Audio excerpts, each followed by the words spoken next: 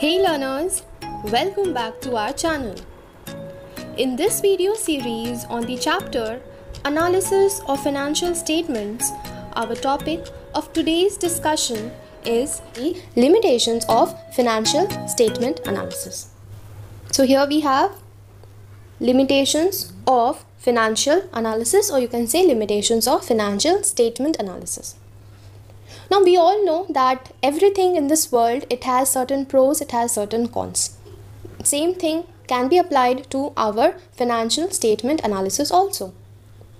Till now we have understood that how important or how useful it is for the business enterprises, it is for the government, it is for the investors, it is for the employees and various other parties who are interested in the financial statements of a company.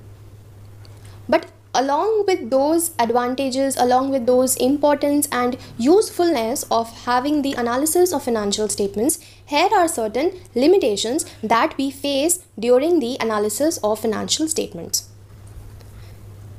See, the introduction itself says, financial analysis helps the interested parties to make an assessment of the earning capacity and the financial soundness of the business enterprise. But such analysis, they have its own limitations. Such limitations should be kept in mind while using the information provided by the financial analysis. Some of the limitations are as follows. Point number 1 we have is limitation of financial statements.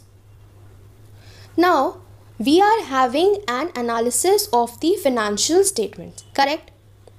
But what is the guarantee that the financial statements which I am going to analyze, it is 100% correct? It has no mistakes in it. Take for example, I am talking about your report card. Okay, on the basis of report card, generally students are judged that okay, this particular subject is strong, this particular subject is weak. Isn't it a common approach? But for example, think that my marks in accountancy had a misprint. Instead of 80, it got printed as 60.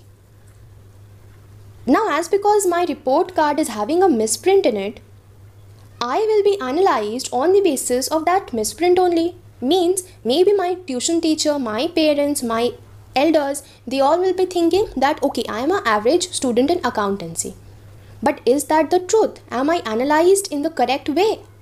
No, because there is a misprint in my report card and that misprint is not known to anyone.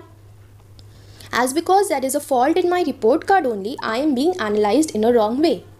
Similarly, if anything of that sort happens with the financial statements of any companies, then don't you think that those companies will also be analyzed in a wrong way? Maybe there can be a misprint in their financial statements also.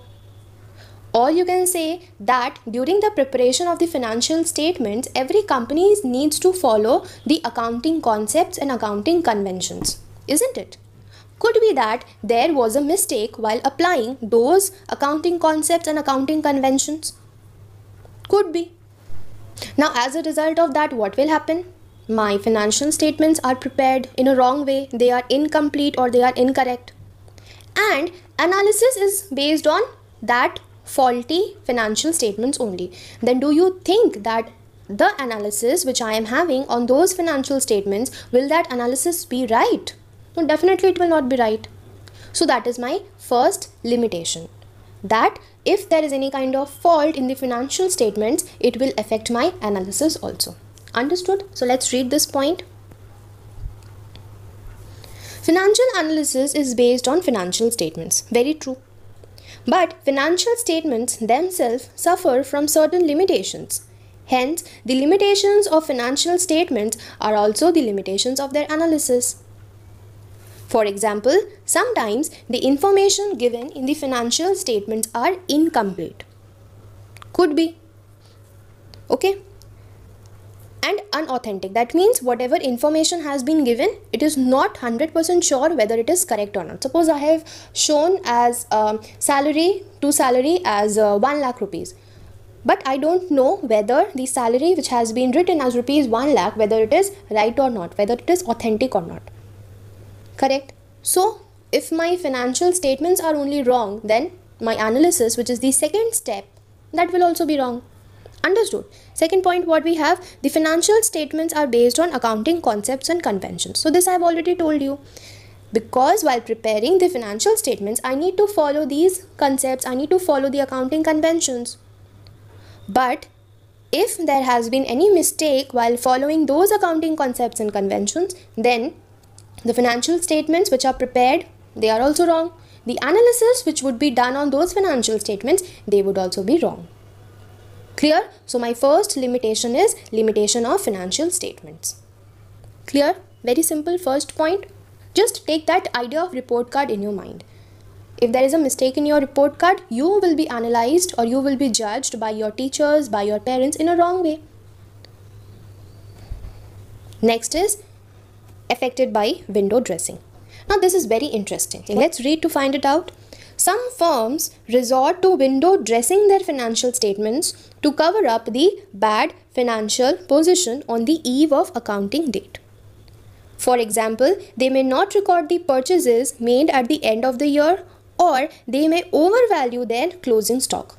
In such cases, the results obtained by the analysis of financial statements will be misleading.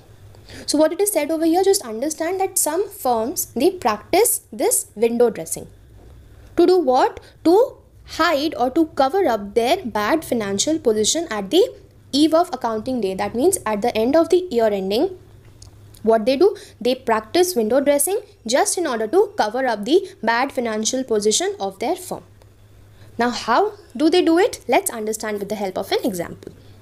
Just think it to be a trading account. Okay, looks like a trading account. Now what do we draw or what items do we have in a trading account? I will be writing in very short, okay? First item that we record in a trading account, that is opening stock, isn't it? So I will write over here to opening stock. Suppose my opening stock is 10. So I write 10 over here. Then what do we record in a trading account? We record purchases, right? So let me write down 2 P for purchases, or let me write down PUR, purchases, how much? Let's take it to be 20. Correct? This much is clear. Now coming on to the credit side of the account. On the credit side, what do we record? We record sales. So I am writing over here by sales. Take my sales to be 50. Okay. After that, what do I record? Let's write closing stock. So by closing stock, take for example it is 10, right? Now I can record wages also and other items, but let's not complicate it. Let's close the account now. So what I can see that the credit side has a higher balance. So we'll take down the total there. We have 60 here. Right? Taking that total on this side also. What do I have? I have 60 here. And what will the balancing figure come as? The balancing figure will come as 2 gross profit. Balancing figure. Okay, more or less the format of trading account is correct. Now, what do these businesses do in order to do the window dressing? They change the values. For example, just look on the purchases value here. How much is my purchases? My purchases is 20. Now, window dressing is actually, they are doing some kind of manipulation with the account. Okay, so instead of this 20, what they will say, they can say that out of this 20, 10 was my purchases at the year ending date. On the year ending date means 31st March. So we are not going to record it. We will record only 10 because rest 10 was on the year ending date, and we do not take that into consideration. So what they will do, instead of this 20, they will record 10. Now apply your common sense only. If they put this value as 10, what effect will it have? It will increase their gross profit. Don't you think? How much was my gross profit earlier? Earlier my gross profit was, if I put this back to 20, If I put this back to 20, what was my gross profit? 60. 60 minus 30, my gross profit was 30.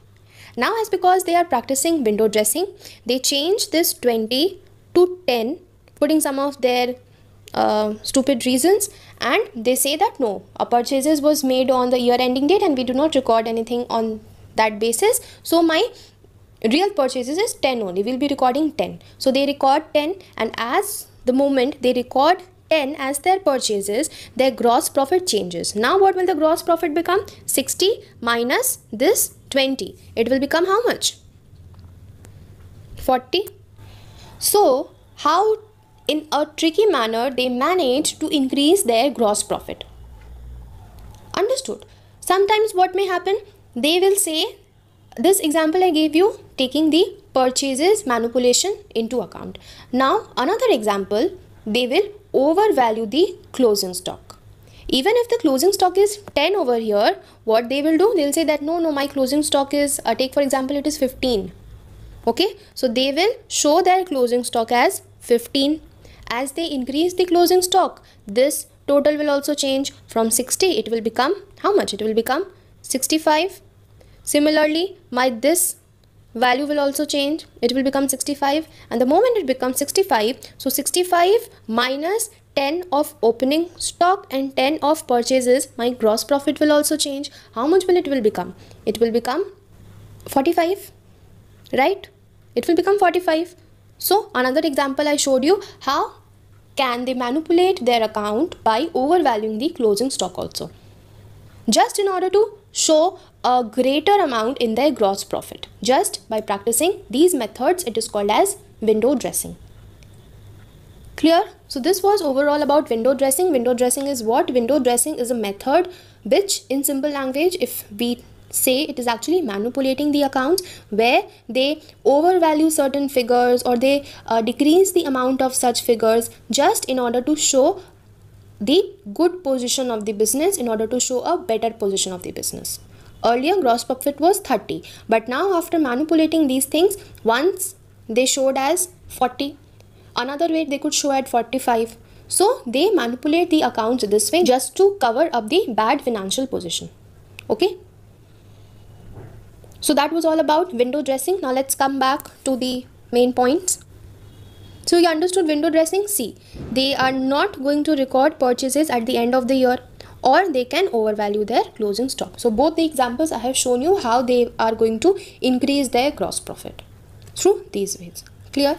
Now as an analyst, if we go there, what do we see? We'll see that, oh, the gross profit of the company is 45, but really is it 45? No, they have practiced window dressing, they have manipulated the accounts, and then they have shown a better position of the company. So when I sit down to analyze the company on the basis of gross profit of 45, my analysis will be wrong because it is not real. So this is how it is another limitation of analysis of financial statements. Clear? Window dressing. Remember, okay, questions come on window dressing. So I hope today's topic would be clear to you. I shall meet you in the next video.